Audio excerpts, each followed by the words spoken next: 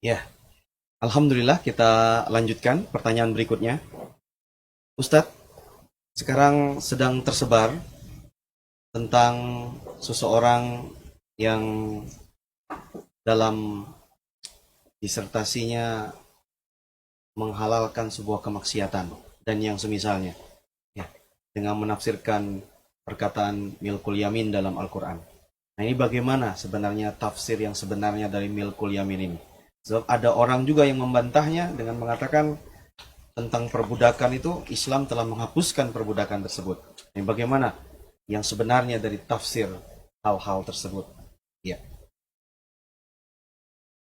Baik, yang pertama, kaidah umum yang dikatakan oleh para ulama, likulli qaumin waris. Setiap kaum itu ada pewarisnya. Jadi iblis ada pewarisnya, Fir'aun ada pewarisnya. Orang-orang yang menyandang kesesatan, kaum munafikin, itu ada pewarisnya. Ya. Kaum munafikin ada pewarisnya, disebut orang-orang zindik. Orang-orang zindik terus ada pewarisnya hingga hari ini. Itulah yang disebut dengan berbagai gelar, apakah ilmania, liberal, dan semisal dengan itu masuk di dalam kaum munafikin. Ya.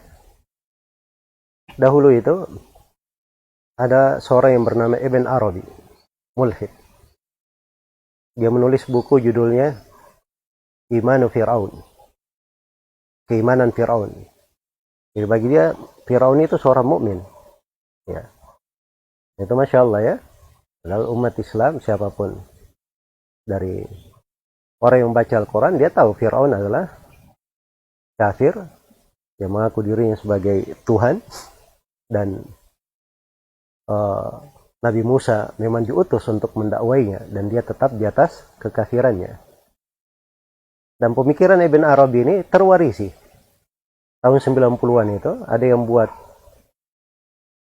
tema diskusi di salah satu universitas, itu judulnya Fir'aun mukmin sejati. Fir'aun mukmin sejati. Ya. Di masa dahulu ada orang yang menamakan anaknya, dia punya dua orang anak. Anaknya yang pertama dia namakan Allah, dan anaknya yang kedua dia namakan Ar-Rahman. Itu oleh para ulama dikafirkan, dianggap kafir, keluar dari Islam. Jadi kalau dilihat di dalam sejarah, para pengikut iblis, kaum munafikin yang ingin merusak di tengah umat Islam, nah itu banyak sekali. Ya, termasuk siapa yang ditanyakan di sini. Ya, mengambil pemikirannya dari orang-orang yang sebenarnya dikatakan, cocoknya dikatakan sebagai makhluk-makhluk ajaib, atau berasal dari mana, membawa pemikiran-pemikiran seperti itu. Muhammad Syahrur itu tidak dikenal sebagai seorang alim, dan tidak ada yang mengenalnya dengan tulisan-tulisan dan karya-karya. Ya. Dikenalnya dengan ilhad, dengan kemunafikan. Seperti mengatakan misalnya di bulan Ramadan itu seorang boleh berpuasa, boleh berbuka. Ya. Dan termasuk apa yang diangkat di sini dari mulkul yamin, itu dari kejahilan dan dari kebodohan di dalam memahami. Ya. Mulkul yamin itu adalah kepemilikan. Milkul yamin, kepemilikan. Pemilikan itu terjadi itu dengan suatu akad kepemilikan. Akad kepemilikan itu di dalam syariat ada aturannya. Ada aturannya. Ya, kalau misalnya terjadi peperangan, nah, peperangan itu sudah ada di seluruh syariat. Ada di syariat orang-orang Yahudi, ada di syariat orang-orang Nasara, dan juga di syariat kaum muslimin. Dari peperangan ada tawanan perang namanya, itu menjadi budak, yang disebut dengan perbudakan. Nah, dari situ asalnya kepemilikan itu. Maka ketika tawanan ini sudah ditetapkan secara pembagian menjadi milik siapa yang ikut dalam peperangan atau siapa yang diberikan kepadanya secara syah, nah, maka di sini namanya kepemilikan itu ada hukum. Ketika sudah dimiliki, boleh dia menjualnya. boleh dia menjualnya. Tapi Islam mengatur hukum perbudakan dengan aturan yang paling indah. Dengan aturan yang paling indah. Karena itu dijadikan di dalam syariat Islam ini, di pembayaran kafara, membebaskan seorang budak itu adalah hal yang paling didepankan. Dijadikan ibadah yang sangat agung dan diberi keutamaan. Orang yang memiliki budak misalnya, dia didik, kemudian dia bebaskan, kemudian dia nikahi. Dia bebaskan, kemudian dia nikahi. Ya, diberi keutamaan 2 kali lipat. Nah, di antara hukum dari milkul yamin itu kepemilikan. Kalau seorang memiliki budak, ini khusus untuk laki-laki, memiliki budak perempuan. Iya. Itu diizinkan untuk berhubungan dengannya. Nah, dan sudut berhubungannya itu karena kepemilikan. Nah, karena itu di atas kepemilikan ada konsekuensi. Dia harus memberi makan kepadanya, harus memberi nafkah untuknya. Ya. Kemudian di atas konsekuensi kepemilikan juga, ketika budak itu dia miliki, nggak bisa langsung dia gauli begitu. Tapi harus dipastikan dulu dia haid 1 kali haid. Supaya rahimnya bersih. Dipastikan kosong. Di dalam hal tersebut. Ya. Baik. Dan ini syariat perbudakan.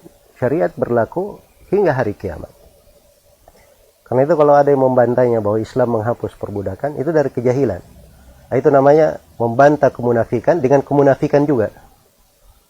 Ya. Orang yang menghalalkan zina, itu kekufuran, menghalalkan zina.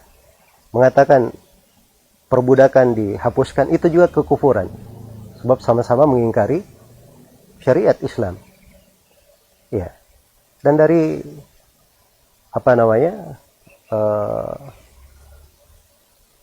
sebagian manusia ingin mencari ridha orang-orang, ya, dia berat mengatakan bahwa perbudakan itu syariat berlaku hingga hari kiamat. Karena nanti dia akan diserang. Oh, ini berarti kalian tidak rahmat, kalian tidak ini.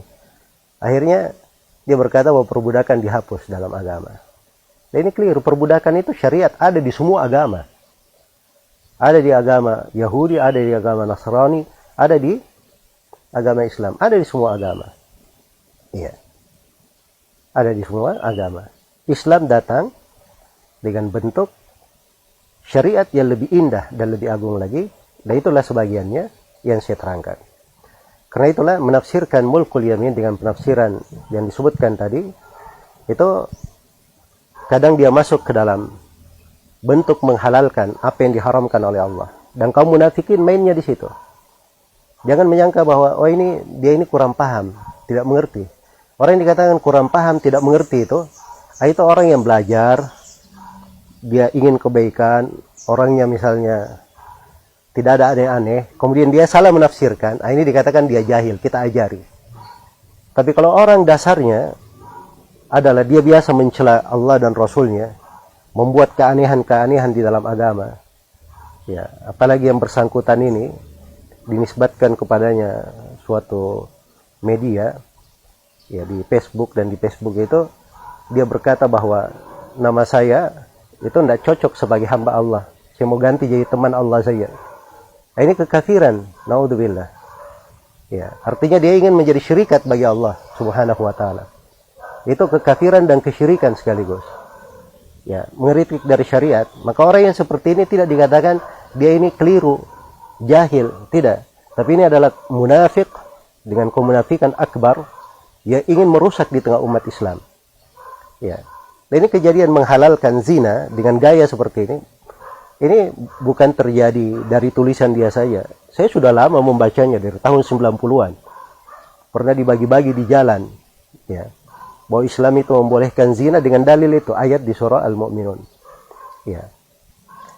Walladzina hum li furujihim hafizun illa ala azwajihim aw ma malakat aymanuhum fa innahum ghairu malumin. Ya, dengan dalil itu mereka pakai. Baik. Dan dari kebodohan mereka berdalilkan dengan hal tersebut, selain daripada penafsiran mulkul yamin yang keliru, dia tidak mengerti bahwa Islam ini, ya, itu menjaga 5 pokok. Dan 5 pokok ini bukan dijaga di Islam saja. Ini penjagaan di seluruh agama menjaganya. Seluruh agama, syariat yang pernah Allah turunkan dijaga 5 hal ini. Salah satu yang dijaga adalah penjagaan terhadap kehormatan dan nasab. Iya. Terjaga kehormatan dan nasab. Karena itu diharamkan zina. Bertentangan dengan penjagaan kehormatan. Dan dia juga akan membuat nasab itu bercampur. Karena tadi saya terangkan, kalau seorang memiliki budak, kapan boleh dia gauli? Setelah dia haid 1 kali haid. Supaya dipastikan tidak ada percampuran nasab. Nah, itu hukum syariat ketat di dalam hal tersebut. Iya. Kemudian juga yang kedua, kalau dibaca Mulkul Yamin di surah Al-Mu'minun, kenapa dia tidak baca di tempat lain dari surah Al-Mu'minun supaya dia paham? Di surah Al-Mu'minun itu ada ayat, "Wal yasta'fifil ladina la yajiduna nikahan hatta yughniyahumullahu min fadli." Hendaknya seorang yang belum mampu untuk menikah, dia menjaga kehormatan dirinya sampai Allah beri kecukupan. Ya kalau dia belum mampu nikah, disuruh menjaga kehormatan diri. Tidak disebut di situ, disuruh mencari budak. Atau suruh pacaran atau cari orang yang ada akad saling ridha antara keduanya, enggak ada. Disuruh menjaga kehormatan diri sampai Allah beri kecukupan, dia mampu menikah. Dia mampu menikah. Selain daripada itu disebut setelahnya tentang hukum mukatabah. Ini juga salah satu konsep perbudakan di dalam syariat. Jadi budak itu kadang bisa dibebaskan dengan cara dibebaskan semuanya. Kadang si budak ini bisa dipekerjakan. Ya, dia silahkan bekerja, dia bebaskan dirinya sendiri. Nah, itu disebut mukatabah. Dan kalau ada budak yang ingin seperti itu, dia minta kepada tuannya tidak boleh menolak, dia harus mengikutinya. Ya, dan itulah ayat yang disebut dari hukum-hukumnya di surah Al-Mu'min itu di surah disebutkan di surah lain, di surah An-Nur. Disebutkan tentang ketentuan tersebut. Dan di situ diterangkan tentang tidak bolehnya memaksa budak untuk berhubungan, dipaksa untuk berhubungan yang tidak dibenarkan dalam syariat. Karena itu dikatakan wala tukrihu fatayatikum 'alal bigha'i in aradna tahassunan. Dan jangan kalian memaksa budak-budak perempuan kalian melakukan perbuatan zina kalau mereka menghendaki kesucian diri. Jadi budak pun kalau sudah dimiliki itu tidak boleh budak itu dikatakan digauli oleh orang lain, tidak. Ini hanya diizinkan untuk dia saja, untuk pemilik. Untuk orang lain tidak boleh. Dianggap sebagai bigha di dalam Al-Quran, bentuk dari perzinahan. Ya, dan ini hukum-hukum di dalam syariat banyak. Karena itu mungkin peristiwa-peristiwa yang seperti ini memberikan kepada kita pelajaran-pelajaran tentang pentingnya umat Islam mengenal agamanya. Kemudian umat Islam itu harusnya mengetahui bahwa ada di setiap masa, di setiap tempat orang-orang yang ingin berbuat kerusakan dan ingin memasukkan pemikiran-pemikiran kekufuran di tengah mereka. Ada kaum munafikin yang terus merusak. Dan dimaklumi kaum munafikin ini bahayanya ya sangat besar sekali sampai diterangkan di dalam Al-Quran di berbagai tempat. Ya, bisa dibayangkan di surah Al-Baqarah penjelasan tentang orang-orang yang beriman 5 ayat. Setelah itu 2 ayat penjelasan untuk orang kafir. Kemudian 13 ayat penjelasan tentang sifat kaum munafikin. Sebab kaum munafikin ini bahayanya lebih besar terhadap Islam dan kaum muslimin. Iya. Maka kaum munafikin yang seperti ini itu harusnya diberi sanksi tegas di dalam hukum Islam.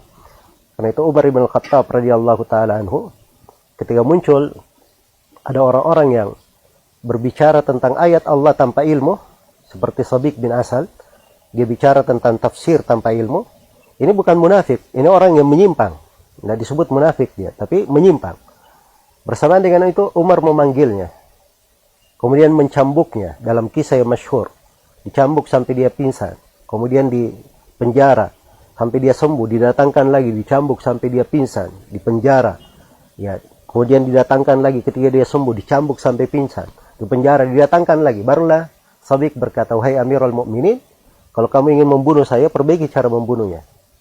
Tapi kalau engkau ingin saya bertobat dari pemikiranku, persaksikan, saya sekarang sudah bertobat." Maka Umar pun mengirim kembali dia ke negerinya, kemudian memberi pesan kepada gubernurnya, jangan mendekati orang ini. Maka setiap kali dia duduk di majelis, tidak ada yang, misalnya datang ke pasar dia di situ, bubar orang-orang, tidak ada yang mau dekat. Sampai ketika tobatnya sudah benar, maka Umar pun mengizinkan dia kembali seperti sedia kala. Ya, itu pendidikan Umar. Dan terbukti ketika terjadi fitnah di masa Khawarij, Sobik ini diajak untuk melakukan kudeta juga ke pemerintah. Maka dia berkata, saya sudah dididik oleh hamba Allah Umar ibn Khattab. Saya tidak mau lagi melakukan yang seperti itu. Ya. Nah, ini penjagaan terhadap agama, terhadap masyarakat. Ya, jangan memasukkan orang-orang, membiarkan manusia-manusia aneh seperti itu, para perusak, membuat kegaduhan di tengah umat Islam, menginjak-injak dari prinsip-prinsip agama yang sudah sangat dimaklumi dengan pemikiran-pemikiran yang kotor. Ya, dengan pemikiran-pemikiran yang kotor. Semoga Allah Subhanahu wa taala memberi taufik kepada umat Islam agar supaya berada di atas jalan yang lurus. Dan kita juga berdoa kepada Allah, semoga Allah Subhanahu wa taala memberi hidayah kepada orang-orang yang tersesat ini kembali kepada jalan yang lurus. Kalau mereka tidak diberi hidayah, kita bermohon kepada Allah Subhanahu wa taala supaya kita semua diselamatkan dari kejelekan mereka, dan semoga Allah Subhanahu wa taala membinasakan orang-orang yang ingin membuat kerusakan seperti ini. Innahu waliyyu dzalik wal qadiru alaih, wallahu taala alam.